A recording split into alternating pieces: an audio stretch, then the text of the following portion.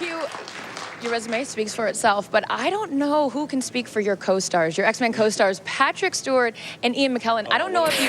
Oh, this is what they're up to. What? I don't know if you've seen this epic photo that they tweeted out. Isn't that amazing? And they're holding a soccer ball. I think they're a little confused. No, I'm sure they think they're absolutely right. Those guys, yeah, it's wonderful soccer. I don't think they have any interest in football, I'm guessing. They're such characters. They are the most hilarious couple. Like, and actually, Patrick just got married, and Ian married Patrick and his wife. Did he really? He actually conducted the service. These guys are very, very close. That's fantastic. Yeah. I think they've been all over New York, too. I think I saw him with a picture of Elmo really? in Times Square. Yeah, they're comedians, either way. Yeah. So real quickly, who's your prediction for the game? Are you a Broncos or Seahawks guy today?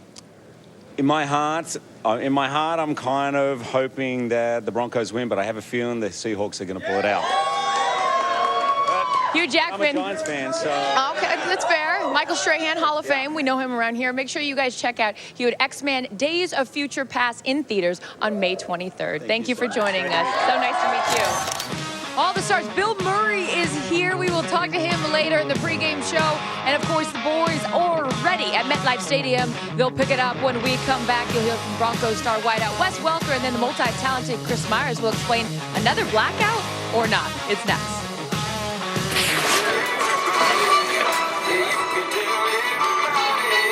So you can tell everybody, I'm the man, I'm the man, I'm the man.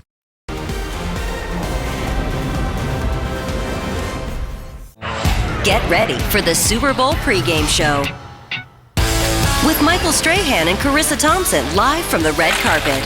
Performances by Philip Phillips and the band Perry. Michelle Obama and NFL legends in a special tribute to America. And the guys break down the big game. Only on Fox.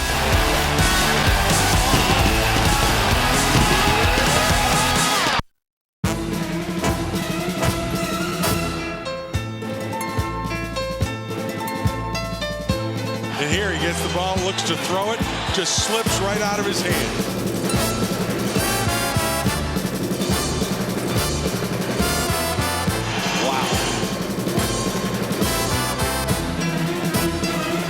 Struggle to get every single yard that they're earning here.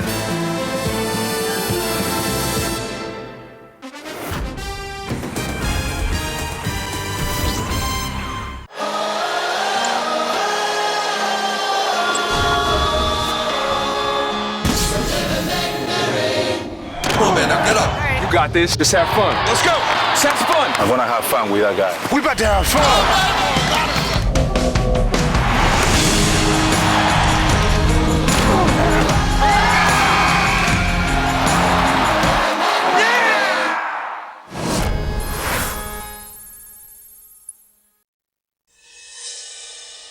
Sometimes what you see is what you get.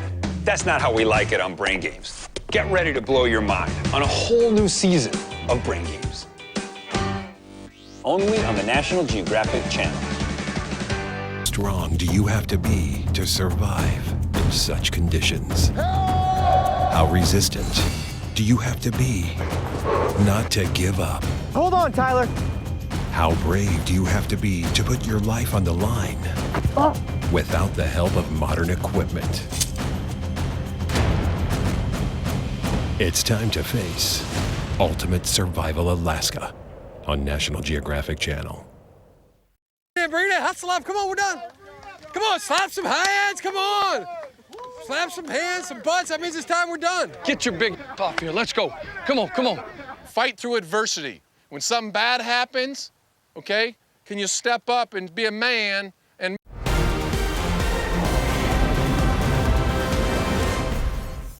Welcome to the Pizza Hut pregame show on Fox. Pizza Hut, make it great. Welcome back to New York, where we're talking about Pizza Hut's all-new, one-of-a-kind, hand-tossed.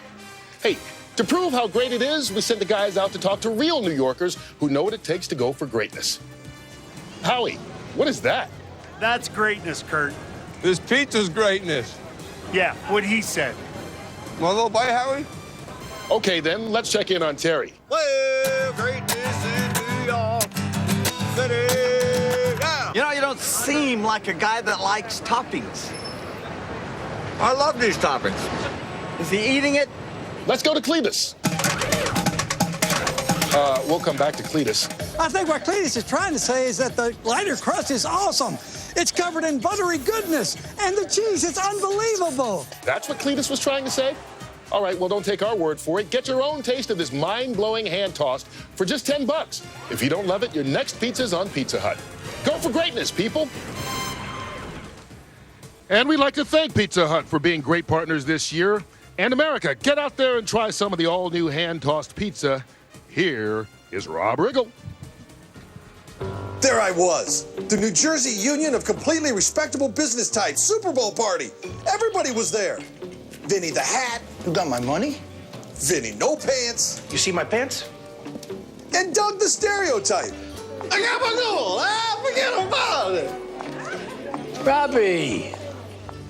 Hey, guys. How you doing?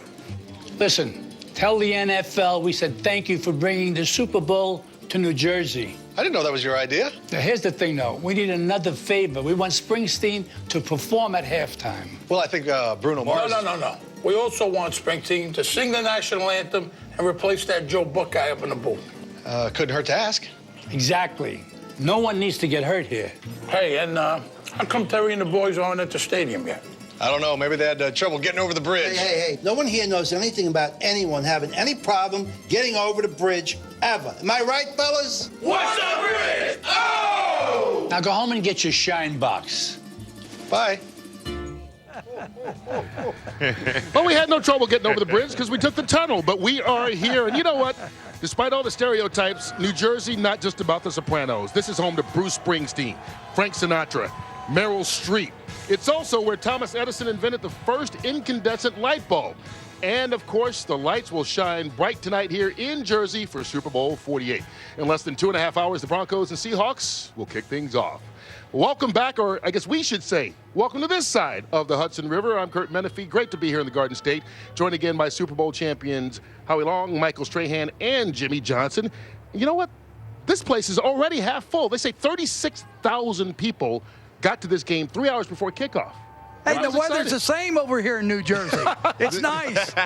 You thought it was going to be different just because it was a different state? Hey, you never can tell. Yeah, you know, because sometimes with the fans, it's a little impartial, but they're excited, man. It's a great city to have a Super Bowl. They're excited. It's a great place to be excited. And we talked about last year, you know what? The NFL last year could have used Jersey native Thomas Edison in the Super Bowl when the lights went out in the Superdome. But just 1 year later, here at MetLife Stadium, Chris Myers reports that's a lot less likely to happen. Hey, thanks. Here at MetLife Stadium with an all-access backstage pass. We wanted to get a better understanding of the inner workings for any problems that might arise, especially after what happened at last year's Super Bowl. In the Superdome, there has been a power outage. This is about as bizarre as it gets. We're with Ralph LaRosa, who's in charge of the power here for the Super Bowl, and with great power comes great responsibility. Thanks, Chris. You know, it just means a lot to us to put on this show here in the New York, New Jersey metropolitan area. We know what happened last year in New Orleans, different location, but certainly big event. What did you take away from that so that that kind of thing wouldn't happen here? We worked with Entergy, the company down in the area that was impacted in New Orleans, and we brought extra redundancy into a substation that feeds this area. Explain redundancy in a substation. We had two lines that would bring power into the substation that feeds this area, and what we did was we brought a third line in. So all in all, you have backups for your backups for your backups. We do, but anytime you're dealing with equipment and people, you never know what'll happen. We're not Joe Namath. We're not going to promise anything. We'll leave that to guys like him to do in the future, but right now we think we're prepared. And we're joined now by Fox Sports 1's Randy Moss, a future Hall of Famer in his own right. Randy, thanks for joining us. And last year, you were on the field down there in New Orleans, a member of the San Francisco 49ers. What was going through your mind when the power went out? Man, the Baltimore Ravens had the momentum in that game, and I wanted to find a way to at least slow them down. So luckily the lights went off. But the thing about the lights going off, we had to really wind the engine back up when it was time to play. And it was a long period of time, you know, sitting on the bench, sitting in the locker room. We were sitting in the locker room for so long. Coach said, let's get my players back on the field, just start moving around, throwing the ball. So, hey, it was just something that happened, and we just tried to make the best of it. Your comeback came just a little bit short. You were in San Francisco last year, but you got a chance to talk to one of your old New England teammates, Wes Welker, who's now with the Broncos. Well, guys, I flew across the country to have a one-on-one with one of my favorite wide receivers in the league to talk about his happiness in Denver and erasing his bad Super Bowl memories. Is this a reality TV show now? You doing sleeves on your jacket, man? Good to see you, man. What up, dude?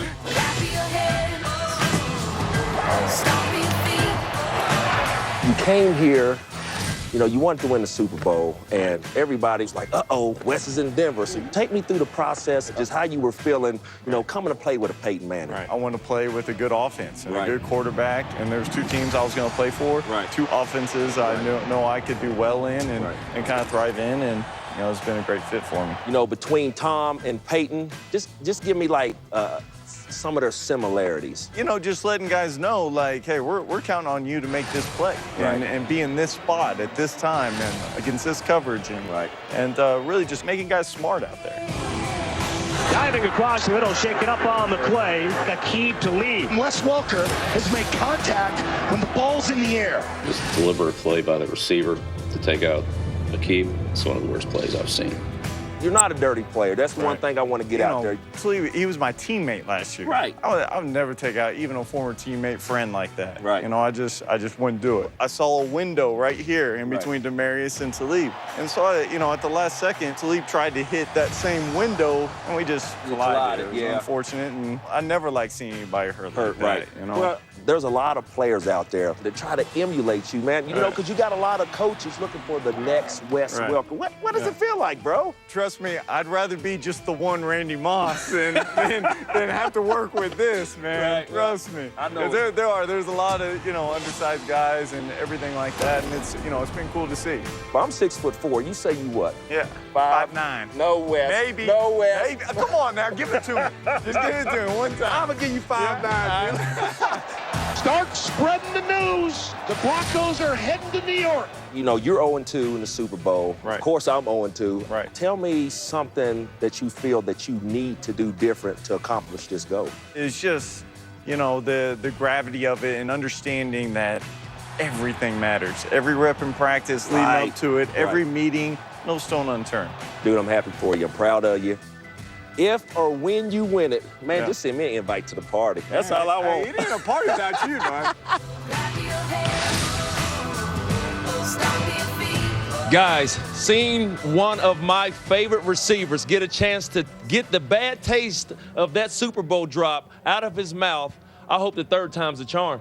Randy, you look at his buddies, though, you know, because those other receivers, you know, Peyton Manning did his homework, you know, coming to the Denver Broncos. Look at the receiving core that he's got. And Peyton Manning set records. But, you know, Demaryius Thomas, 6'4", 225 pounds, great speed. Eric Decker, Julius Thomas, and Welker. He's got a great bunch of receivers to throw the ball to, Michael. Which is amazing. And these guys value every time Peyton Manning throws them the ball because Peyton Manning doesn't play favorites. He throws it to the open man. And on top of it, Jimmy, you have to remember, these guys were blockers until Peyton Manning got there. They don't want to go back to that, so they're catching everything he throws. You know, you took a look at Wes Welker. He's wearing a special helmet tonight designed to help try to prevent what would be his third concussion of the season. And I found it interesting this week, Howie. A recent survey came out, 85% of NFL players who were asked said they would play a Super Bowl game even if they had a concussion. Would you? Well, I'm not sure what defines a concussion. I'm not sure they knew what defined a concussion back in 1983, but I'm pretty sure I did play in Super Bowl XVIII with a concussion. And, you know, if you ask a 24-year-old, my 24-year-old self, would I play in the Super Bowl with a concussion? I'd say, hell yeah, I'd play in the Super Bowl with a concussion. But if you're asking the 54-year-old who has the luxury of perspective and with two sons in the league, if you ask me what would I tell them to do, I'd say do as I say, not as I do. Well, this week, Joe Namath also said he thinks he's suffering from the after effects of a concussion now that he's in his 70s. But the NFL did give some good news out. They said concussions are down in practice and in games 13% from where they were last year to this year because of the implementation and enforcement of all the new rules. Hey, Randy, thanks for stopping by. Thanks for having me, Very good job as always. Thanks for having me. All right, all these guys up here can tell you that when it comes to the Super Bowl, winning isn't everything, it's the only thing. Up next, a man who made that quote famous, Vince Lombardi. The Super Bowl trophy that bears his name returns to the place where the legend began. We'll explain it all. Right now, Julius Thomas, one of 5 Broncos with 10-plus touchdowns. Looks like he's boogieing partying. He looks like he's dancing like Jimmy. Maybe Russell Wilson can do the same.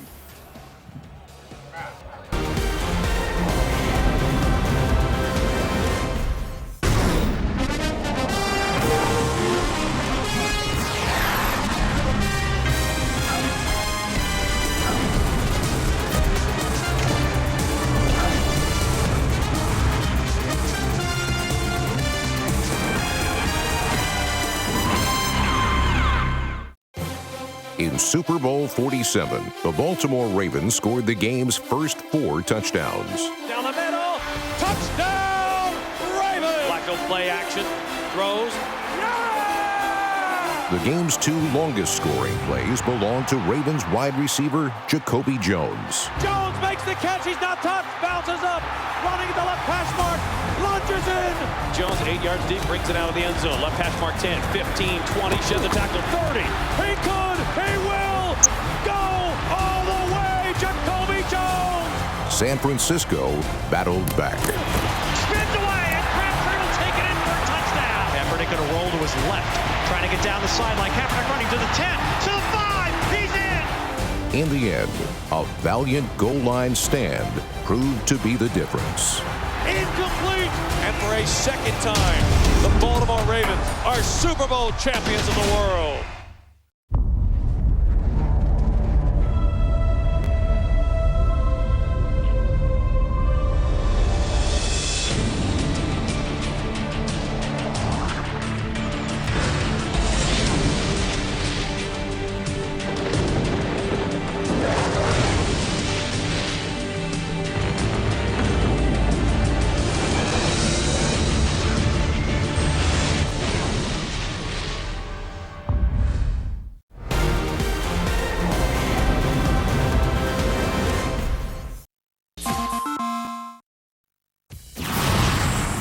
The Pizza Hut pregame show on Fox is sponsored by Pizza Hut. Try our all-new delicious hand-tossed pizza right now. The most important games of football are not necessarily played on Sundays. They're played in Pee Wee football, in middle school football. They're played in backyards, small fields, and high school stadiums around the country. The game of football is, in my opinion, the most incredible game that you can ever be a part of. When I saw a football and picked it up and found out I could throw it, there was a passion, a love affair that has never stopped. When you're involved in football your entire life, you know, from the time that you're 8 or 9 years old, and you've devoted so much time and effort into one thing that you really love, and you have a great passion for it. It takes you to a place that you probably couldn't imagine that you could get to. It teaches you to be a part of something that's bigger than yourself. It's not about me, it's about we. Life's lessons are learned and taught in football. Failing, having to get up. Being benched, having to get up. You learn about how far you're willing to go for something you really want to be a part of.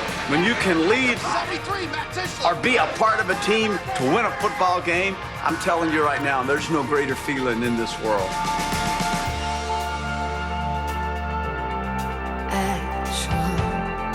To look into the faces of the individuals that you're working with, to see what they were able to accomplish. Being shaped by their coaches and their peers, I think the kind of discipline and work ethic that you have to have in order to be a part of a group like that, it serves them so well for the remainder of their lives. Everybody can play. All genders, men, women, boys, girls, everybody can play it. Everybody who plays the game of football is not a superstar. You're only in there for practice. But you're as important as that guy who is out there starting. And the star player is not a star without everybody else. It's just the greatest game in the world. The chances of them getting to where they are today, 1 in a million, but it's been a great run for all of them, and it all started with a simple game. In professional football, the ultimate prize is the trophy named after Vincent T. Lombardi, whose ties to this area could not be any stronger. There it is right there, as Lombardi grew up in this area in Sheepshead Bay, Brooklyn. He went to Fordham University in the Bronx and began his coaching career at St. Cecilia High School, just 9 miles away from where we are in Inglewood, New Jersey. But before Lombardi coached football, he had a higher calling. And that's why we began his journey at St. Patrick's Cathedral with Cardinal Timothy Dolan. In a city that burns with intensity and passion, an oasis for the soul is a welcome gift indeed. Welcome to what you might call my stadium, St. Patrick's Cathedral. This magnificent sanctuary, like countless others, has given comfort to so many. And no one knew that better than Vince Lombardi, who once actually studied to be a priest. NFL fans know that Lombardi ended up answering a different vocation, a different calling. But what many don't know is that just like this St. Patrick's Cathedral, the life of the man who redefined football was rooted in an enduring faith and a love of his hometown, New York City. In his haven. My grandparents and my parents, the whole Lombardi family, were very proud New Yorkers. I think it was rather a hard upbringing. I think his father was pretty firm. I think his mother was firmer. My grandfather was a butcher, up at 4 in the morning and off to work. Sunday Mass was a big event. Afterwards was usually a huge meal at my grandparents' house. His faith was a central part of his life, but I don't think that he ever regretted walking away from the priesthood. When Vince Lombardi accepted a scholarship to go to Fordham, it was 1933. Of course, he played offensive line as one of the 7 blocks of granite. In a sense, football gave him a home away from home. All in all, it was a great marriage. Vinny Lombardi, his faith, and football. As every Lombardi player discovered, his football marriage had no honeymoon, not even for his first team, St. Cecilia's High School in New Jersey, the place where his coaching journey began in 1937. He wanted the very best from you, and more than the best, he wanted to really dig in and get the things out of you that you didn't know you had. You can hear his voice commanding you. This is what I want done. And this is what you're going to do. Good tackles with your shoulder. Good blocking with your legs splayed out. He made us all do things we didn't think we could do. He was the greatest motivator there was. And I've never met anybody like him. I don't think I ever will. Vince Lombardi was a man who practiced what he preached. At 34 years old and married with 2 children, he wanted to dominate more than just New Jersey State football. So he returned to Fordham University as an assistant coach. But a year later, in 1948, he moved an hour up the Hudson River to West Point. At Army, the man who was a mentor to so many young men finally found his own.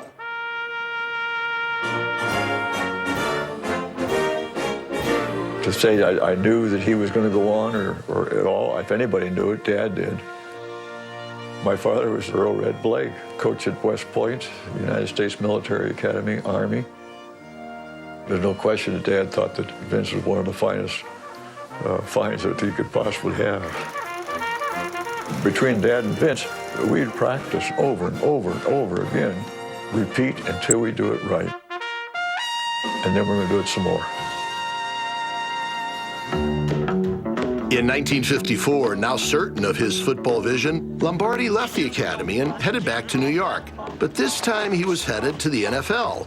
For the league and for Lombardi, their golden age was about to begin. My father, Wellington Merritt, talked to Red Blake about becoming the head coach of the Giants. He decided to stay at West Point, but he recommended Vince Lombardi.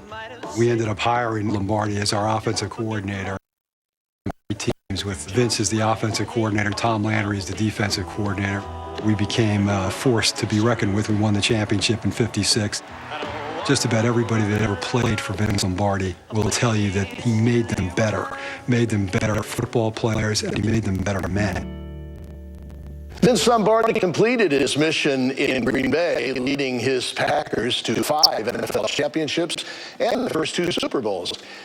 And yet, while this famous son of Brooklyn left New York, it never left him. On September 3rd, 1970, Vince Lombardi died at age 57. His funeral mass was held right here in St. Patrick's Cathedral.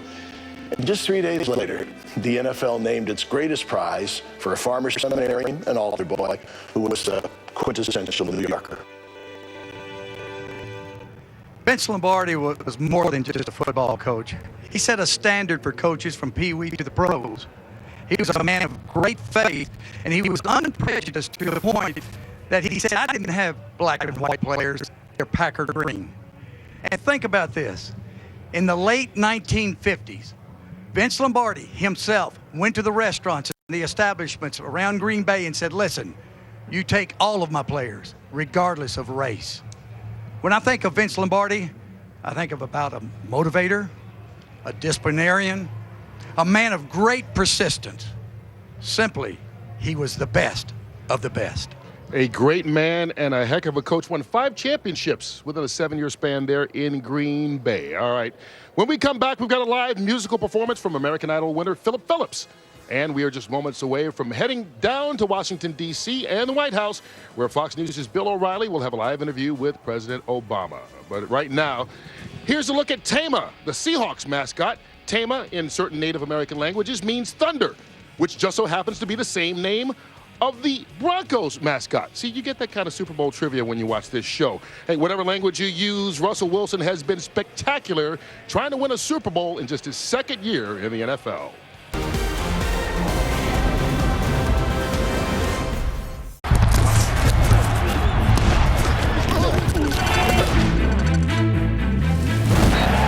Join the fun. Everybody's here. Behind us, thousands of yards. The Seahawks are in it! Battled. We're going to the Super Bowl! Won. And lost. 54! Still a 2-score difference. And ahead of us, only one thing awaits. The final victory. Don't miss the Super Bowl on Fox Sports. When you want to see American college basketball, see it on Fox Sports. You get the game, the energy, the fans, and the moves. You even get the cheerleaders. Hey, you get it all. This Tuesday, NCAA basketball on Fox Sports. Make it special tonight. This is our house, it's our night, and it's our division. All hands on deck. The journey ends in 60 minutes. It's about 53 men. Stay in this huddle with me right now. 53 men together. One focus, one mission. Real estate's got pride. Real estate's got swag. Got that swag. Who's got that swag? I got that swag. Let's go get one. 1, 2, 3. Dominate.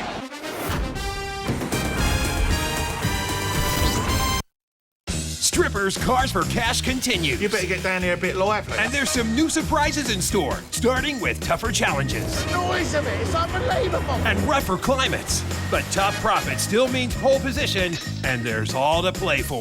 Bosh, Waller, look at that. The guys are back on the road in Strippers Cars for Cash on National Geographic Channel. Whereabouts you based? Pardon? Where's that? There's something about basketball. You can't explain it. It just sort of grabs you. And you can't look away. And the more you watch, the more you want.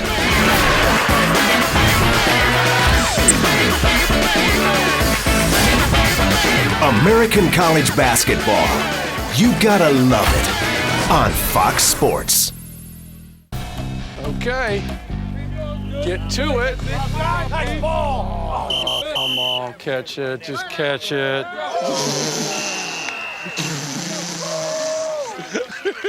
Back on the ball. I want to see it again. Get our head out of our We're playing sloppy. Let's go. Jesus, jailbreak.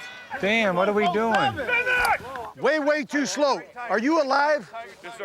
Well, let's go, dude. Go.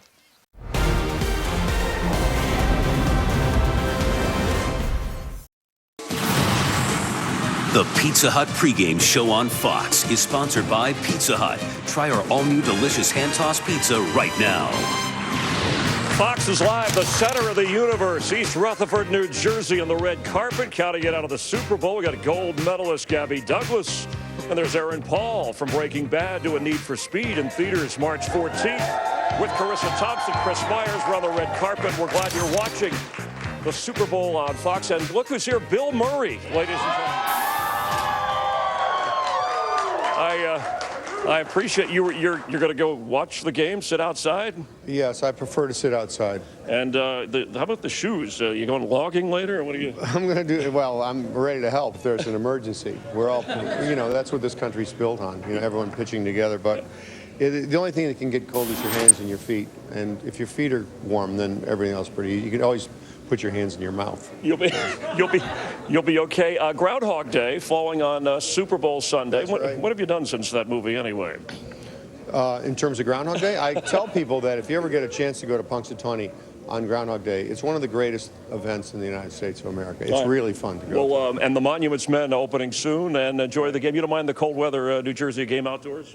No, this is not very cold. I come from Chicago where it's really cold. This is not very cold. This is 40 right now. It's probably maybe we'll get down to 25. All right. Well, enjoy the game. It's nice of you to take the kids. Thanks, Bill. All right. Nice. I just. We got to go over to Carissa Thompson. With a guy that really needs no introduction, Jamie Foxx. He does just about everything, including playing football. So you played football in high school, but then, of course, we know Steamin' Willie Beeman. Steamin' Willie Beeman in the building. That's actually, whenever I go to football events, that's my name, Willie Beeman. I keep the ladies screaming. This guy, always entertaining. So who are you rooting for today? You know what? I'm so happy that Peyton Manning has gotten to where he's going, but I'm going with Seattle. Going with Seattle. Okay. Why? Can you tell me why? I'll say because I've talked to a lot of players, and they said the defensive matchup is going to be a lot tougher than what people think. So it's going to be a great game, and I'm looking at. I need a Richard Sherman impersonation. Man, what you mean? What you mean? Don't you ever disrespect me? I had to do it. Jamie Foxx, he's 1 in a million. It is always good to see you. Enjoy the game. The Super Bowl red carpet is wrapping up. President Obama is up next. Yeah, big time on the pregame show. Bruno Mars will also be performing at Pepsi halftime, but you don't have to wait for great music. Multi-platinum recording artist Philip Phillips and his second smash hit, Gone, Gone, Gone. Enjoy.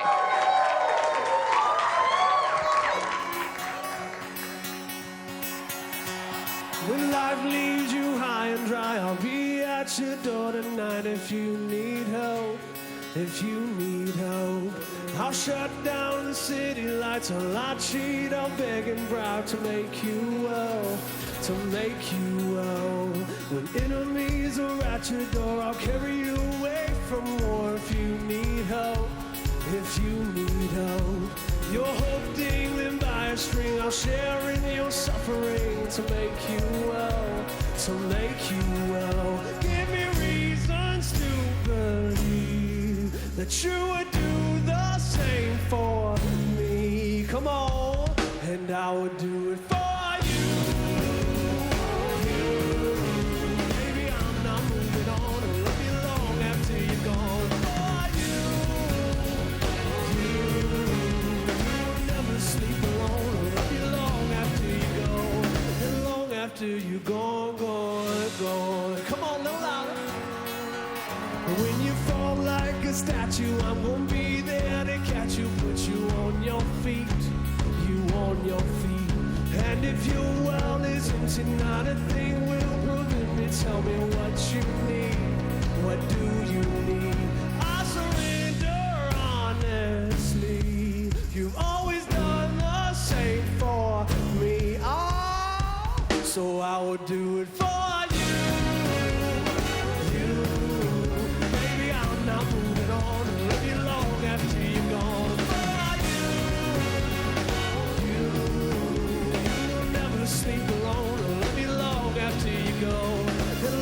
after you gone, gone, gone.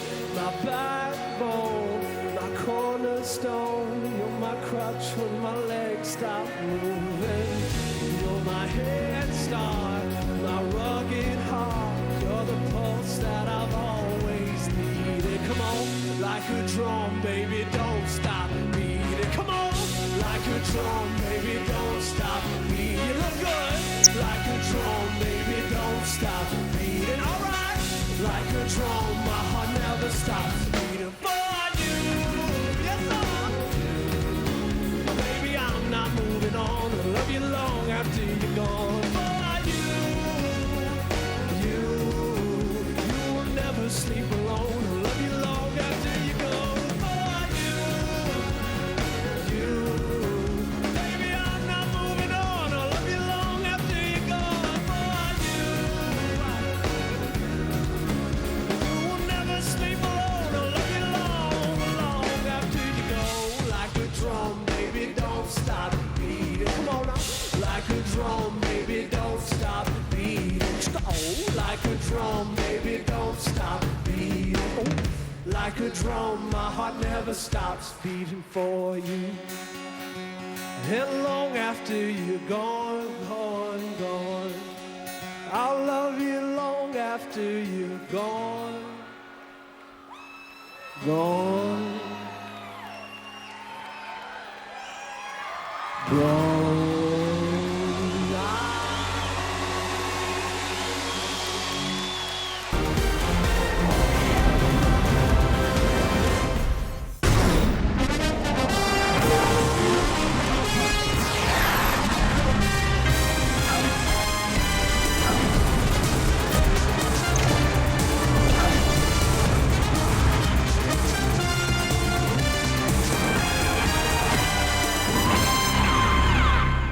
So much anticipation with Peyton Manning now at quarterback for the Broncos. Perfectly thrown pass. Demaryius Thomas has a Denver touchdown. Great job. Not only did they take the training wheels off Kaepernick tonight, they put him on a racing bike. You don't realize how fast he is until you chase him. Cuts diving to the pylon. Touchdown 49ers. This is Russell Wilson at his finest. Come on, be big now. We'll need you. Let's go get it. Great vision by the rookie Russell Wilson. That pass was prettier than the quarterback and his wife together are as a couple. And Brady loves it right now. Dalton pump fakes. Nice. Runs a quarterback draw. It's a touchdown run for Andy Dalton. Luck rolling, being chased. Throws before he's hit toward the end zone. LeVon Brazil caught. Touchdown Colts. You know, as good as Rodgers was last week, Larry, he might be even better this week. Oh, and he's done it. And here is Matty Ice. And Ryan winds up to throw. This should be a touchdown. White's there with Nakamura. It's caught. Touchdown Atlanta. Woo! Griffin, quarterback draw to the 5. Knifes in. Touchdown Robert Griffin III. Well, he looked like Sonny Jurgensen when he turned it up the field. Oh my goodness. I've never seen a beautiful job of running that Cam Newton just executed. He stuck the landing with a somersault. What a game-ready effort by Christian Ponder. Roethlisberger made that play happen. What a play. You know, I'm not even sure what I just saw. Drew Brees passes Johnny Unitas, throwing a touchdown in his 48th straight game. It is a 40-yard strike to Devery Henderson.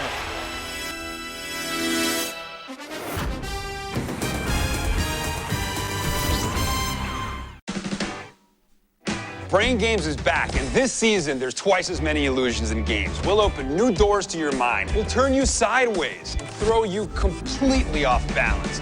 Nothing will be as it appears until we show you the whole picture. That's the beauty of how your brain works. We're gonna blow your mind like never before on the new season of Brain Games. Only on the National Geographic Channel. Don't think.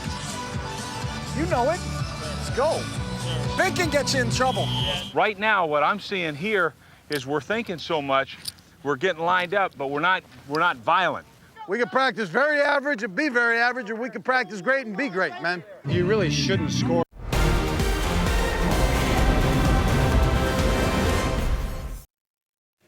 Nothing is more American than Super Bowl Sunday, and as part of it, we go to our nation's capital and the White House, where Fox News' Bill O'Reilly is with the 44th President of the United States, Barack Obama. Mr. President, thank you for doing this. Great to be with you. Really appreciate it. I want to get some things on the record. So let's begin with health care. Yeah. October 1st, it rolls out. Right. Immediately, there are problems with the computers. Right. When did you know there were going to be problems with those computers? Well, I think we all anticipated that there'd be glitches, because anytime you got technology, a new program rolling out, there are going to be some glitches. I don't think I anticipated or anybody anticipated the degree of the problems with the website. And right, so you just didn't know when it rolled out that this was going to be a problem. I don't think, as I said, I don't think anybody anticipated the degree of problems that you'd had on healthcare.gov. The good news is that right away we decided how are we going to fix it. It got fixed within a month and a half. It was up and running, and now it's working the way it's supposed to, and we've signed up 3 million people. I don't know about that, because last week there was an Associated Press poll of people who actually went to the website, and only 8% of them feel that it's working well. Why didn't you fire Sebelius, the secretary in charge of this? Yeah. Because, I mean, she had to know after all those years and all that money that it wasn't going to work. You know, my main priority right now is making sure that it delivers for the American people. And you're not going to answer that? What we've ended up doing is we've got 3 million people signed up so far. We're about a month behind of where we anticipated we wanted to be. We've got over 6 million people who've signed up for Medicaid. Yeah. We've got 3 million young people under the age of 26 who are signed up on their parents' plan. And so what we're constantly figuring out is how do we continue to improve it? How do we make sure that the folks who don't have health insurance can get health insurance, and those who are underinsured are able to get better health insurance? I'm sure that the intent is noble, but I'm a taxpayer, and I'm paying Kathleen Sebelius' salary, and she screwed up, and you're not holding her accountable. Yeah. Well, I promise you that we hold everybody up and down the line accountable. But when we're midstream, Bill, that we want to make sure that our main focus is how do we make this thing work so that people are able to sign up, and that's what we've done. All right. Was it the biggest mistake of your presidency to tell the nation over and over, if you like your insurance, you can keep your insurance? Oh, Bill, you've got a long list of my mistakes in my presidency. No, really, for you. Wasn't that the biggest one? This is one that I regret, and I've said I regretted, in part because we put in a grandfather clause in the original law saying that, in fact, you were supposed to be able to keep it. It obviously didn't cover everybody that we needed to, and that's why we changed it so that we further grandfathered in folks, and many people who thought originally when they got that cancellation notice they couldn't keep it are now It's in the past, but isn't that the biggest mistake? Well, you know, Bill, as I said, you gave your enemies a lot of fodder for it. You were very generous in saying I look pretty good, considering I've been in the presidency for 5 years, and I think part of the reason is I try to focus not on the fumbles, but on the next play. All right. Libya, a House Armed Services testimony. General Carter Ham, you know the general, yes, security in Africa. Yeah. He testified that on the day that the ambassador was murdered and the 3 other Americans, all right, he told Secretary Panetta it was a terrorist attack. Mm-hmm. Shortly after General Ham said that, Secretary Panetta came in to you. Yeah. Did he tell you, Secretary Panetta, it was a terrorist attack? You know what he told me was that there was an attack on our compound. He didn't use the word terror? You know, in the heat of the moment, Bill, what folks are focused on is what's happening on the ground. Do we have eyes on it? How can we make sure our folks are secure? But I just want to get this on the record. Did he tell you it was a terror attack? Bill, and what I'm answering your question. What he said to me was, we've got an attack on our compound. We don't know yet. We don't know yet who's doing it. Understand by definition, Bill, when somebody is attacking our compound, that's an act of terror, which is how I characterized it the day after it happened. So the question ends up being who in fact was attacking us. But it's more than that, though, because of Susan Rice. No. It's more than that, because Susan Rice goes out and tells the world that it was a spontaneous demonstration off a videotape, but your commanders and the Secretary of Defense know it's a terror attack. No, Bill, as an American, I'm just confused. And I'm trying to explain it to you if you want to listen.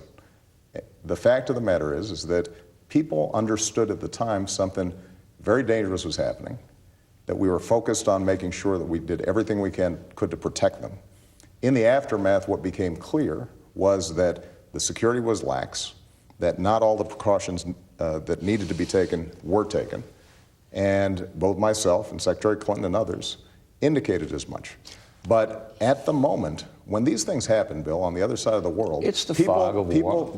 People don't know at the very moment exactly why something like this happens. And when you look at the videotape of this whole thing unfolding, this is not some systematic well-organized process. You see... It was heavy weapons used, and that's the thing. Heavy weapons coming in. Bill, listen, I've gone through this, and we have had multiple hearings on it. What happens is you have an attack like this taking place, and you have a mix of folks who are just troublemakers. You have folks who have an ideological agenda. All right. You have some who are affiliated with terrorist organizations. You have some that are not. But the main thing that all of us have to take away from this is our diplomats are serving in some very dangerous places.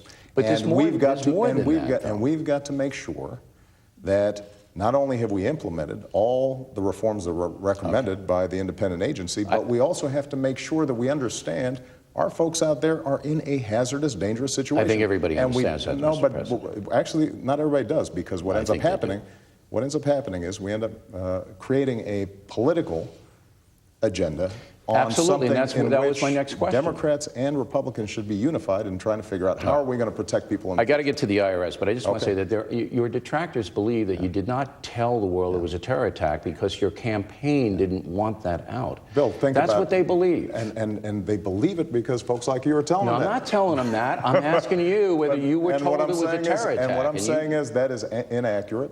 All right. We revealed to the American people exactly what we understood at the time. The notion that we would hide the ball for political purposes when a week later we all said, in fact, there was a terrorist attack taking place the day after I said it was an act of terror, that wouldn't be a very good cover-up if that's what we were I got to get to the IRS because I don't know what happened there, and I'm hoping maybe you can tell us. Douglas Shulman, former IRS chief, he was cleared into the White House 157 times, more than any of your cabinet members, more than any other IRS guy in the history by far. Okay, why was Douglas Shulman here 157 times? Why? Mr. Shulman, as the head of the IRS, is constantly coming in because at the time we were trying to set up the healthcare.gov. And the What did IRS, he have to do with that? The IRS is involved in making sure that that works as part of the overall healthcare team. So it was all healthcare? Number two, we've also got the IRS involved when it comes to some of the financial reforms to make sure that we don't have taxpayer-funded bailouts in the future. So you had all these different agendas in which the head of the IRS is naturally involved. Did you speak to him a lot yourself? I do not recall meeting with him in any of these meetings that are pretty routine meetings. Okay, so you don't recall seeing Shulman, because what some people are saying is that the IRS was used at a local level in Cincinnati, maybe other places, to go after. Absolutely wrong. But how do you know that? Because we still don't know what happened there. Bill, we do. That's not what happened. Folks have, again, had multiple hearings on this. I mean, these kinds of things keep on surfacing, in part because you and your TV station will promote them. But when don't folks you feel actually, there are unanswered questions? Bill, when you actually look at the stuff, there have been multiple hearings on it. What happened here is that you've got a 501c4 law that people think is confusing. No, that the folks did not know how to implement. Okay. Because it basically says, so you're saying if you were involved, no corruption there at all? No. That's not what I'm saying. That's actually... No, but I want to know what you're saying. You're the leader of the country. You're saying no corruption?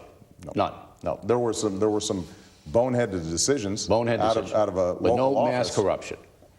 Not even mass corruption. Not even a smidgen of corruption. Okay.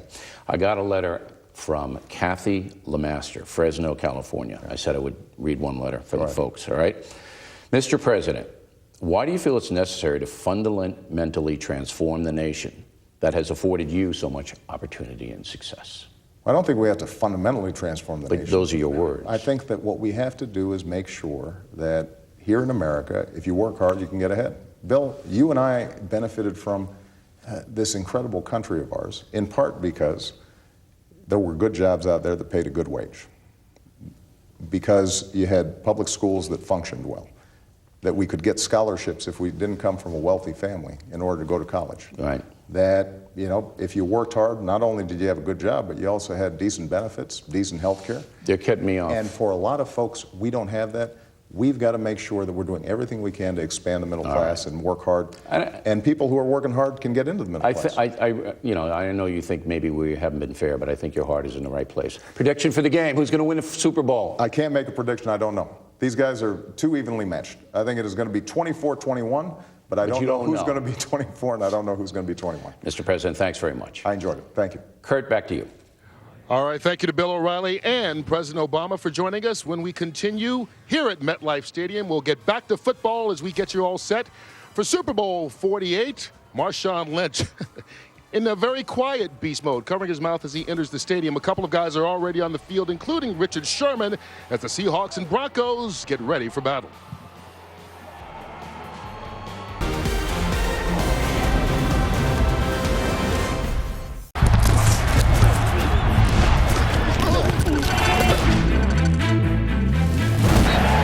Join the fun.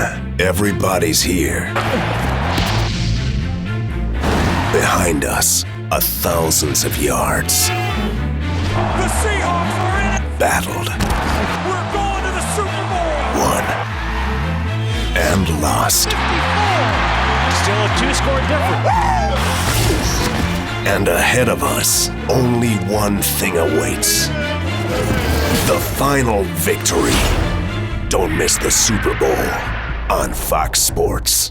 Flacco now is going to be hit. He's hit. And he is sacked. One each of the line. Sack for Holland Smith. Hit by London Bledsoe. Oh man, Ware came through there like a banshee. McAfee gets the snap. Raymond blocks it. It's loose inside the 10. Raymond picks it up at the 5. Raymond to the goal line. Touchdown, Houston. He fumbled it, and the Cardinals try to save it. That was incredible. Throws right side, tipped, and intercepted. J.J. Watt, another pass deflected. Off to the races, 10, 5, touchdown. Hand it off, and the ball is out. The Bengals scramble after it. Takes it into the end zone. Flacco, quick throw, pass is going to be intercepted. This is Chris Harris down the Broncos sideline. 99 yards, Chris Harris. Steps, fires to the left, intercepted. Oh, right sideline, 35, 40. He's going to go all the way. Throws, it's batted up in the air. Batted and tipped. Caught by the Colts. The quarterback took a hit and the ball was up in the air. The defensive lineman, look what I got. And this ball thrown behind. Brandon Carr says, hey, looky here, and a touchdown. The ball is it caught and knocked away? It's picked off, intercepted. Rodney Barber down the sideline. Touchdown, Tampa Bay, Rodney Barber. Sanchez is back to throw. He is going to be hit and sacked. And a fumble on the play. Patriots recover, the game is over.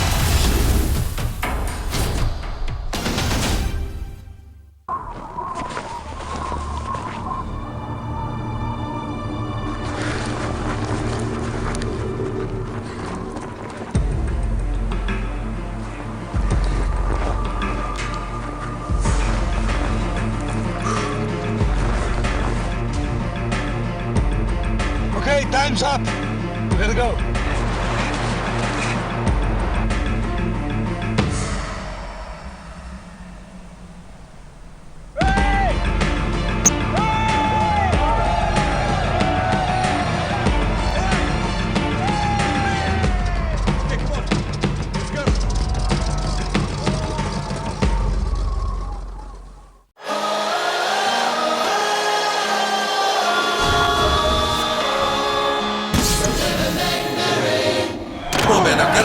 Got this. Just have fun. Let's go. Let's have fun. I want to have fun with that guy. We about to have fun.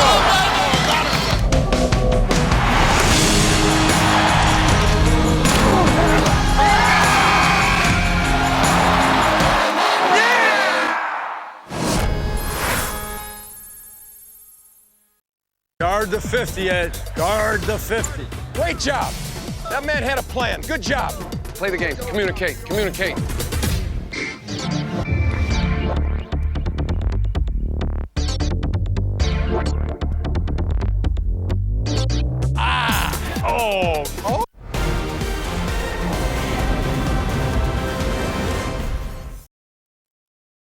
Welcome back to the Pizza Hut pregame show on Fox. Pizza Hut, make it great.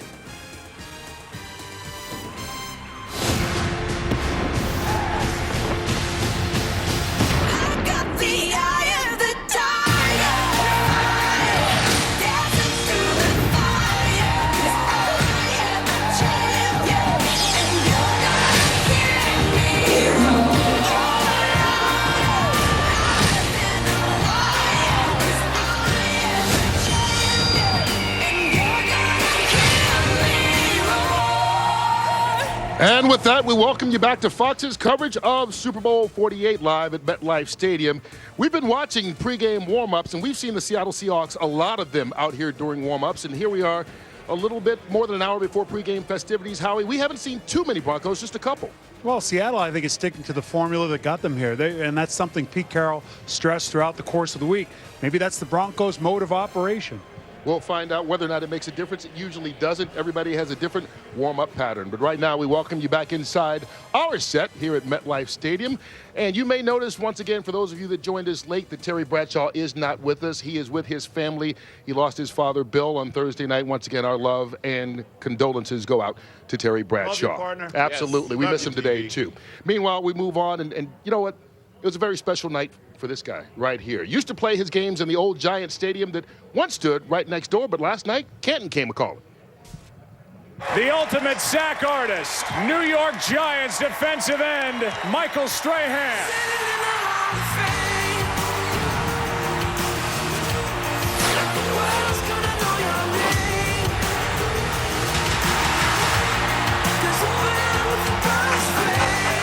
Congratulations, you are now in the Hall of Fame. Has it sunk in yet? No, it hasn't. I've been doing nothing but working, so I can't think about it. But you know, I'm just happy for the other guys who were nominated first of all, and the ones who got in. And you know, it's a moment for all of us, and hopefully we can just represent the Hall of Fame the way that guys like Howie and Terry have, and we can carry that legacy on. We needed your little stomp it out, like you made it famous. I would get up and stomp it out, Jimmy, but the button might fly off my suit, hit somebody in the eye, and then we got another problem. Well, you mentioned the other guys, and congratulations to all the new members of the 2014 Hall of Fame class. Not only Michael Strahan, but linebacker Derek Brooks, former Seahawk offensive tackle Walter Jones, wide receiver Andre Reed, cornerback Aeneas Williams, and on the senior ballot, defensive end Claude Humphrey, who was with the Falcons when I was a little tyke, and the first punter ever selected, Ray Guy, who was teammate. with Howie's Raiders. Congratulations, Ray. Well Absolutely. deserved. That's one I think a lot of people Long are happy overdue. about. Yeah, absolutely. Very happy. Well, as far as Michael and the rest of the guys go, how about this resume? Michael Strahan, 5th on the all-time sack list. He holds the single-season sack record, 7-time Pro Bowler, and is a Super Bowl champ. A lot of people who are watching this game today may not know that. Michael deservedly going in the Hall of Fame as one of the all-time greats. Thank you. All right, guys, let's restart our Super Bowl coverage of these two teams at the very top with Seattle's owner, Paul Allen, because if it wasn't for him, the Seattle Seahawks might not be the Seattle Seahawks. Of course, most people know Allen as Bill Gates' teammate and co-founder of Microsoft. But this Seattle-born mogul has accomplished much, much more. Allen has given away over $1 billion in philanthropic causes, creating the Paul G. Allen Family Foundation and the Allen Institute for Brain Science. And back in 1997, when the Seahawks were in danger of moving to Southern California, Allen came in and saved Seattle's beloved football franchise. He paved the way for the new stadium, which is home now to the loudest fans in the world, known simply as the 12th Man. As the owner of the Seahawks, this has been truly an amazing year. The progression of the team through the playoffs and the fan support has been incredible. I look forward to an amazing game today, and go Hawks.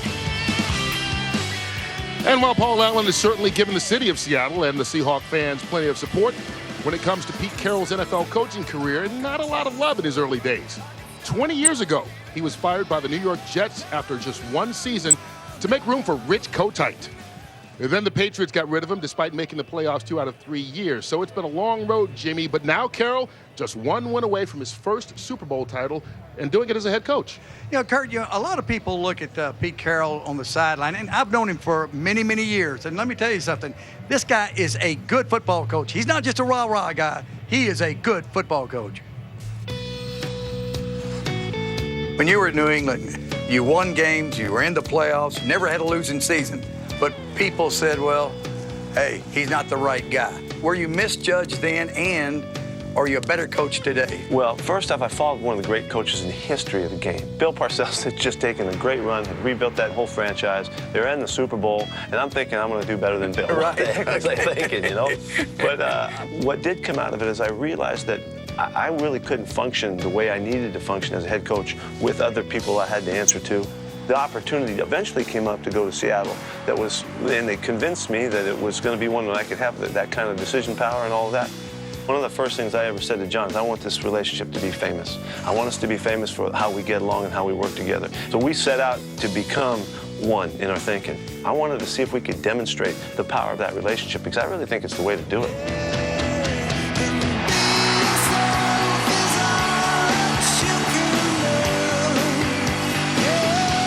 Your guys are obviously very intense, but you kind of let them be themselves. And like, for instance, Richard Sherman, you know, he had the outburst. What was your response to that? I'm looking for unique guys that bring qualities that other people don't have. Richard is what Richard is, and Marshawn is what Marshawn is, and that's okay. Right. Did you talk to Richard about it? Sure we did. He felt bad about that. Yeah. I felt bad that he was represented in that way because people would think that's all he was. He's so much more than that. He just happens to be a fierce, warrior-like competitor. And there's a lot of our guys that are like that. They just don't always get to see that. And I don't think it's a terrible thing. I don't think it's such a bad thing that the community outside got to see what it takes to perform at this level. All right, here we go, here we go, here we go! Touchdown!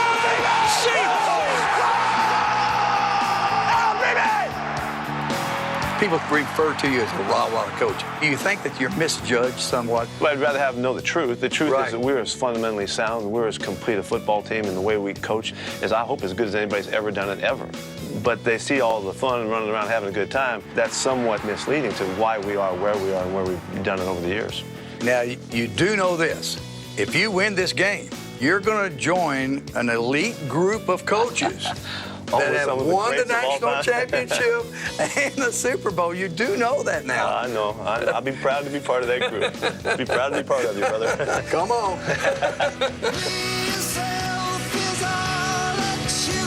I can identify with Pete Carroll. I think his enthusiasm, the players really feed off of that. And I think the most impressive thing that he has done along with John Schneider, the general manager, is they have built a team as talented as there is in the entire NFL. I thought you were going to say you can relate because you both have nice hair. But other than that, when you see Pete Carroll jumping around on the sideline, he's genuinely excited. That is him. That is the coach, and the team is picking up the personality of the coach. He said in the piece, everybody's different. He doesn't look at one player and say, hey, I'm going to treat you all the same. Everybody's different, which makes him get the best out of each player because he knows how to motivate them, and that's why they're in the Super Bowl. Yeah, Jimmy, when building this team, I think General Manager John Schneider and Pete Carroll modeled this team in many ways after your early Cowboy teams. And I think they made it, what, 1,000 different, literally 1,000 different moves. Right. 1,005 to be exact, like you did. And they've done a great job of building through the draft, through free agency, and through trades. You look at who they picked up. Baldwin's a free agent. Chancellor, round 5. Sherman, round 5. Russell Wilson, round 3. Wagner, round 2. And then you say to yourself, they're the deepest team in football because of the new rookie salary cap. They've yet to have to pay their franchise quarterback or their all-world corner. This team is built for the long haul. Yeah, the other thing, Howard, he made a point of this, both Snyder and himself, they're not afraid to say they made a mistake and move on. Because, hey, they're very comfortable with their position. And so if they make a bad decision, they cut a guy and go on to the next one. I think they're amazingly similar, Jimmy Johnson and Pete Carroll, in the way they approach building a team, but also the way they treat their players and the way their players respond to them. Those guys love Pete. If John Smith falls asleep in a meeting, you cut him. If Troy Aikman falls asleep in the meeting, you wake him up. Right. You might need him to win a Super Bowl. Up next, tonight's other head coach, John Fox, as a parody of the top trending video on YouTube last year, takes us to break. Horse goes neigh, hawk goes caw-caw. Fans go yay, Russ says go Hawks. You guys go Hawks. Pete chews gum, ref says touchdown. And the cheerleaders go woo. Lynch goes beast mode, no Sean balls hard.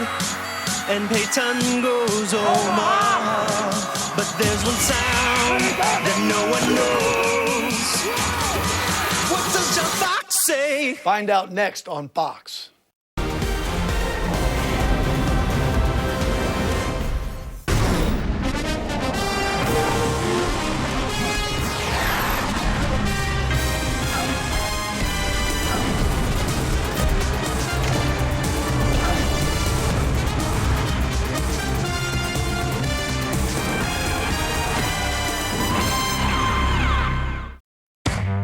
Up Moreno right side, nice hole, stiff arm. Moreno's out in the open, jumps over the top of Ed Reed, jumped right over the top of him.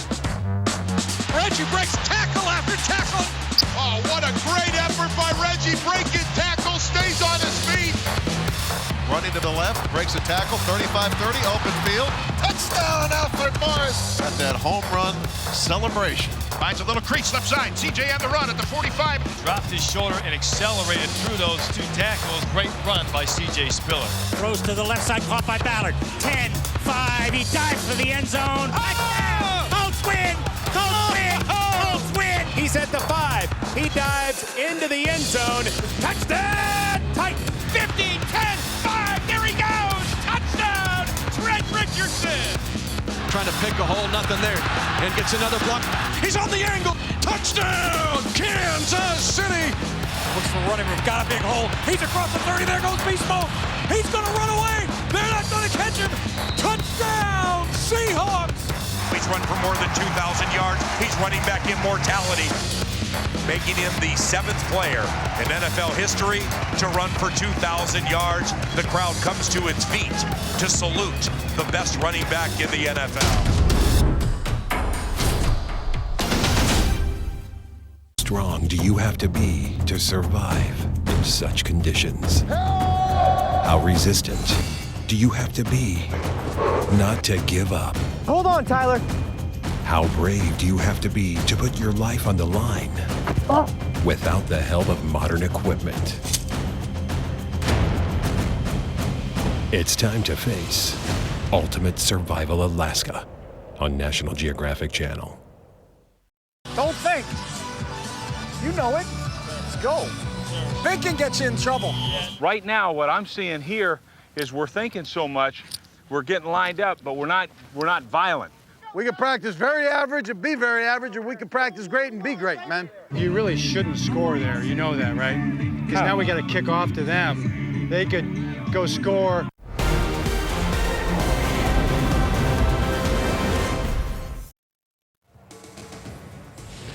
Welcome back to Fox's coverage of Super Bowl 48. As the Seattle Seahawks look for their first Super Bowl title in franchise history, they take on Peyton Manning and the Broncos. Peyton looking for his second, the Broncos the third in franchise history. They come in as the highest scoring team of all time. Meanwhile, the Broncos really haven't been on the field a whole lot. That's head coach John Fox peeked out in the hallway to see who was there and then went back inside the locker room. Now for Fox, it's been a great season on the field, but a scary one off of it. 3 months ago, after feeling dizzy on a golf course, Fox was rushed to a hospital where he underwent major heart surgery. That forced him to miss 4 games, but now Fox is back not only on the sidelines, but back in the Super Bowl. The guy who was all over that story all season long is our Fox NFL insider, Jay Glazer, who joins us with more on what is a great comeback story. Yeah, and Kurt, for the first time really in NFL history, a head coach took an extended leave of absence during a Super Bowl run. Now, Fox tried to downplay the severity of what he went through to his team, the media, publicly, but now for the very first time, both he and his wife, Robin Fox, revealed just how much of a life and death situation he really fought through. A developing story. Broncos head coach John Fox hospitalized today after feeling lightheaded on a North Carolina golf course. After what you went through this year, just being here has got to be a lot more special for you and both of you guys. The medical team did a great job. My family was especially special, and I think it starts with this one right here. And Robin nursemaided me for 4 straight weeks and get me back on track, get me back on the field. 6 weeks ago, I didn't know we'd be sitting here in New York for this game. We were just going day to day. It's just kind of what players deal with. I mean, they have injuries, they have severe injuries. I look back at Peyton Manning to, have 4 neck surgeries. And, one of the reasons I put off the initial surgery is I knew we were going to have a good football team. I knew the expectations there in Denver or even in the country. You had told me the most difficult thing for you at that point was seeing Robin and your kids looking at you. The most painful part was, seeing the pain and fear in your loved ones. It was all in their eyes. Just the fear of, oh my God, my dad might not be here anymore. I think to see that look and to understand that emotion, it was really fear. They realized that, don't take it for granted, because in a blink of an eye, when your parent, somebody that you love, could be gone. I gotta admit, it was a little frightful. But I was at peace. I figured it was going to be in the good Lord's hands, and I'd had a good life, and if it he decided to take me at that point. I was ready for it. And luckily, he decided against that, and here I am. When you come back to the team, what's their reaction? You know, open heart surgery is no joke, and I think they got that. I think they understood it. You know, I don't know who was happier. I mean, just it's like a dad coming back to his kids, or you know, the kids' version of the dad coming home. If you just seen him, there wasn't a dry eye on that field. Sunday, you're standing out there. Take a little time to... I'm going to soak it in. I think it's just soak it all in and really be appreciative of where we're at and the blessings that it took to get us there. This is a really special Super Bowl, and we're so lucky to have him still here with us today. And like he said, it's a God thing. You know, he was not meant to not be with us. There was a plan. God has a plan. Guys, it was a difficult time for John Fox and his family. He actually said goodbye to his family, goodbye to his children. Didn't know really if he'd be able to come out of it. When he did, that road was difficult as well. But when he finally came back to the team, his coach had said to me, now with John Fox back, well, we're whole again. You know, this was a congenital heart problem that he had, an issue that he's really dealt with since he was a kid. But, Jimmy, it's almost surprising that we don't hear similar stories with all the stress that coaches have to go through. Well, you know, Gary Kubiak there at Houston, you know, passed out on the sideline. And Jay, you and I both know with Foxy, it's the same mentality of all coaches in the league. They're going to outwork their opponent. And people for years have asked me to compare college coaching and pro coaching. Let me tell you what, the only thing similar between the two is there's a football. Because pro coaching, the parity in the league, the length of the season, the expectations, and the way these coaches work around the clock, 12 months out of the year. When the season's over with, there's free agency and there's a draft. So they never, ever have any time off. You know, I know there's a lot of stressful jobs out there, but I promise you, pro coaching, it's toward the top. And, you know, another thing we talked about, John Fox, teams, we talked earlier, you know, teams take on the personality of the coach. Now, I played for John Fox. A lot of people didn't realize that as my defensive coordinator when Jim Fossil was the head coach. Jim Fossil would love to take the pass off sometime. John Fox always fought to keep the pass on, which we hated. We hated it. But when John Elway came to the locker room this season and said, called the team soft, it not only resonated with the players, and I'm sure, no pun intended, John Fox took it to heart. Well, you know, I spent most of my adult life chasing John Elway around, and he's as good a football player as I've ever played against. And when you're having the conversation about greatest quarterbacks of all time, John Elway's in that conversation. We knew that. But what we didn't know is what John Elway, the football executive, would look like. But in building this football team, this Super Bowl team for Peyton Manning, I think what John was really doing was building the kind of team that he would have loved to have quarterbacked. You know, Welker, Decker, Julius Thomas, Demaryius Thomas, a slew of running backs. And who better for Peyton to lean on more and trust than a guy, and one of the few guys that he could actually view as an equal. You know, you take a look at this.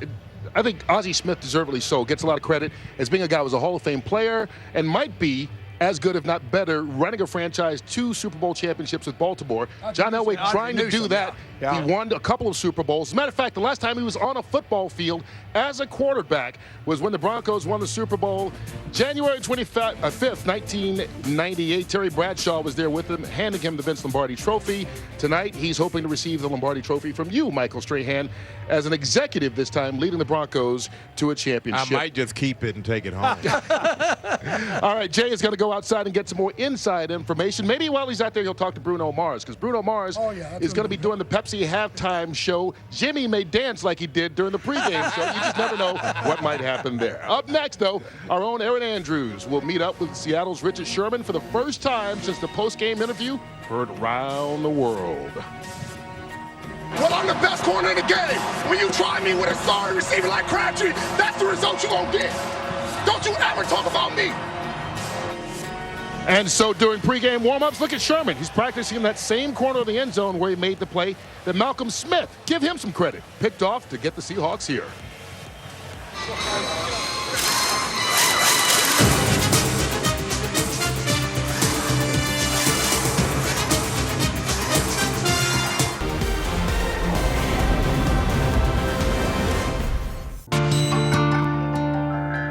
The time has come. The time begins now. Make it fast, physical. They don't want it. Let's get it all night long, baby. We'll be in Hollywood. Welcome the players. Welcome the fans to one of the greatest sporting shows on earth, where victory is for those determined enough to reach for the moon. 2 teams, 1 ambition, 1 winner. The Super Bowl, tonight on Fox Sports. In Super Bowl 47, the Baltimore Ravens scored the game's first 4 touchdowns. Down the middle, touchdown, Ravens! Flacco play action, throws.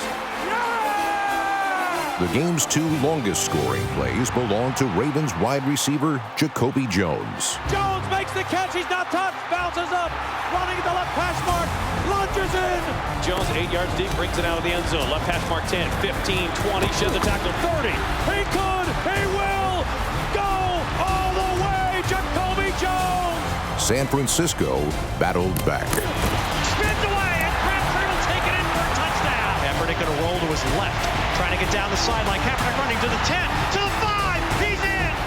In the end, a valiant goal line stand proved to be the difference. Incomplete. And for a second time, the Baltimore Ravens are Super Bowl champions of the world.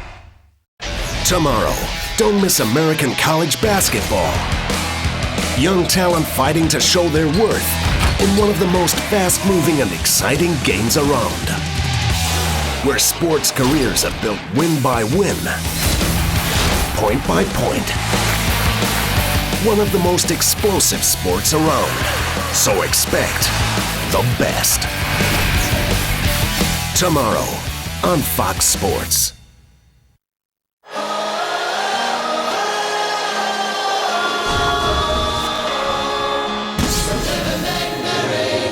Come on, man, now get up. You got this. Just have fun. Let's go. Let's have fun. And when I have fun with that guy, we about to have fun.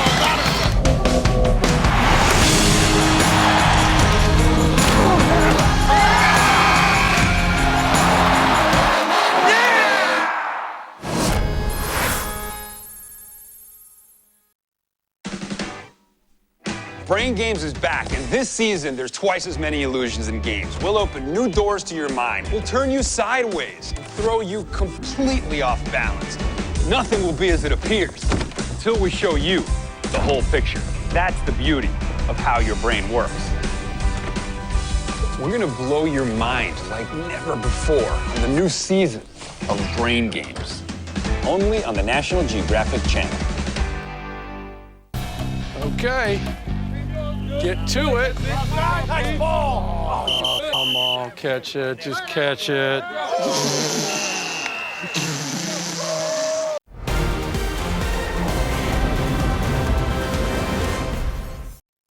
Hey everyone, Katie Nolan here again from the Fox Sports Green Room in Times Square.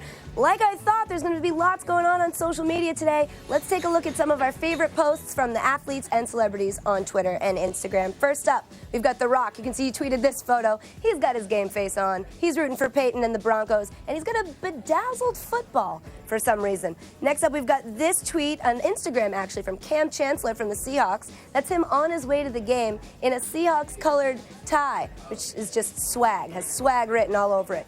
Next, we've got Justin Verlander, who tweeted this picture of him at the game, where he'll be rooting for his Richmond brother, Russell Wilson. Very sweet of him. And lastly, we've got Shaq, who posted this to Instagram, a view from his seats, so you know where to find him, just in case you can't find gigantic Shaq on your own. Lots of other stuff going on too. Our own Randy Moss was a top trending topic on Twitter, so yay for Randy. People have been tweeting to me from the UK. They've got a long night to stay up and watch the Super Bowl. So if you want to tweet during the game with me, hashtag SB48, I'm gonna go join this party.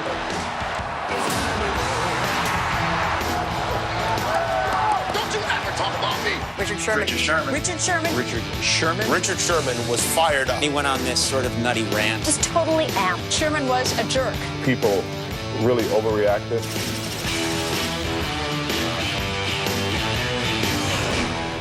Well, for all the talk about Richard Sherman's outburst after the NFC Championship game, and there was plenty of it, there's no doubt the Seahawks DB is one of the best in the entire league.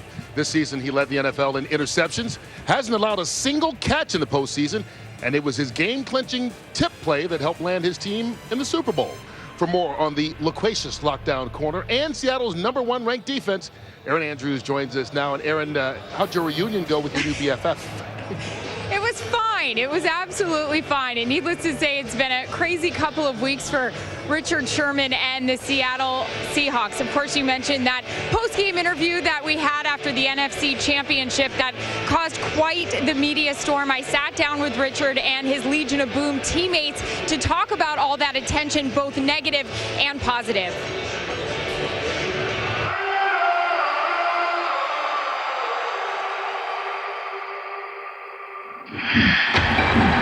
Well, I'm the best corner in the game. Don't you ever talk about me.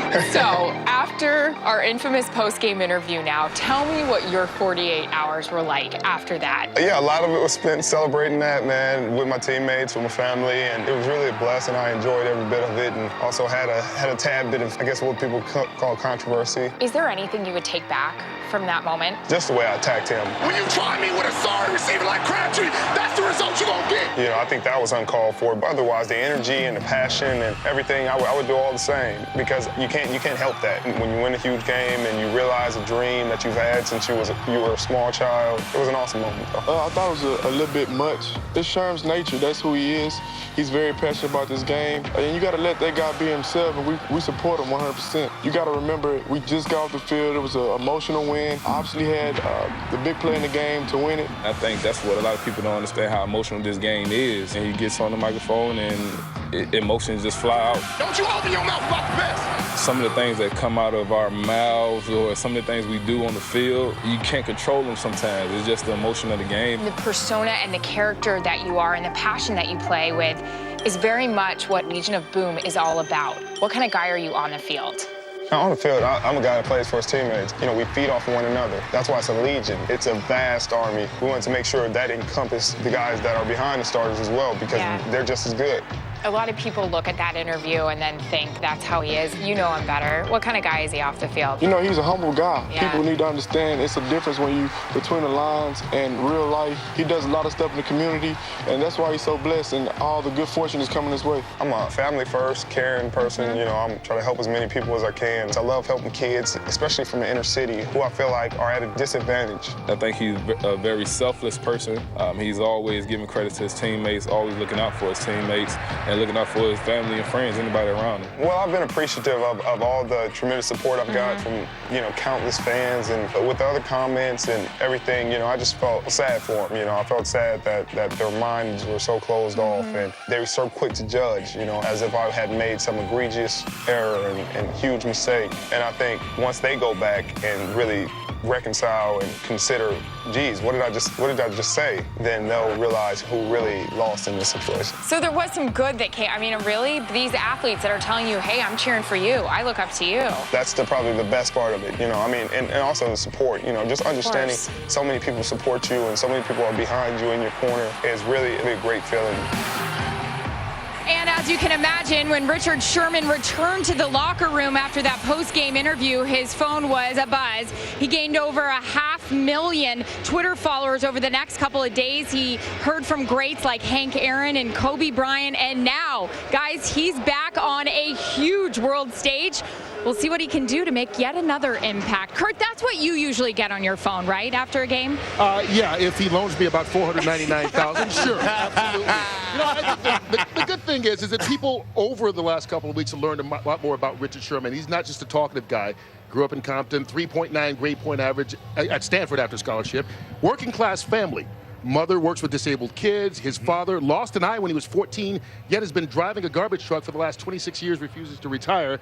And I think Sherman, his perseverance, really symbolizes the way this entire Seahawks defense plays. Yeah, his attitude is the attitude of this team. If you ever watch the Seattle Seahawks practice, they're fast, they are loud, they are competitive, they are in your face. Richard Sherman doesn't treat Golden Tate any better than he treats Michael Crabtree in the game in practice. That's the synergy of a young team. They don't know any better, and this group has never been here before. and that's what makes them so good. It's one of those things they say, you don't know what you don't know. And we all talk about Richard Sherman, Howie, but those guys up front rushing the passer can definitely do that as well. Yeah, and I believe that was a story from the NFC Championship that was lost in the Richard Sherman story. It was their defensive front, and in particular, their 3 defensive end package. Bennett, Averill, and Clemens. I think they dominated that football game, and they can have a huge impact on this game. And Peyton Manning's ability to keep that group at bay with his varied snap count will be key. If he's successful, he has a big day. If he's not successful, I believe this group can have the kind of impact, Michael, that your group had in Super Bowl 42 when you upset Tom Brady and the New England Patriots. Howie, you look at this Seattle defense, as great as they are, they do the one thing that's the best predictor as far as winning ball games: turnover ratio. Yeah. And they knock the ball loose, they get tip balls, they knock the ball out of the quarterback's hands on the pass rush. They have got to get some of these turnovers and get a short field for their offense if they're going to win the ball game. But we expect them to do it. They've done it all year long. One thing about the Seahawks defense, they are relentless, but they're also loud. And Earl Thomas, the free safety, will be wearing a microphone for us during the game. We'll be able to check in every now and then, see what it sounds like down there on the field. He just gave me a shout out a few minutes ago. He said, hey, remind everybody I'm from the Golden Triangle, from Orange, my hometown, Port Arthur. There you go. And who else? Jamal Charles? Yeah, you got a couple of guys here in the NFL. Hey, when we come back, we'll take a look at the 2 starting quarterbacks. First, Howie's emotional interview with Russell Wilson. We'll find out who Seattle's QB is dedicating this game to. And then TB will sit down with Peyton Manning. Could this be his last game in the NFL? Manning will answer that and more as we continue to wind down towards Super Bowl 48. The crowd is filing in just a little more than 45 minutes from the pregame festivities kicking off with Queen Latifah.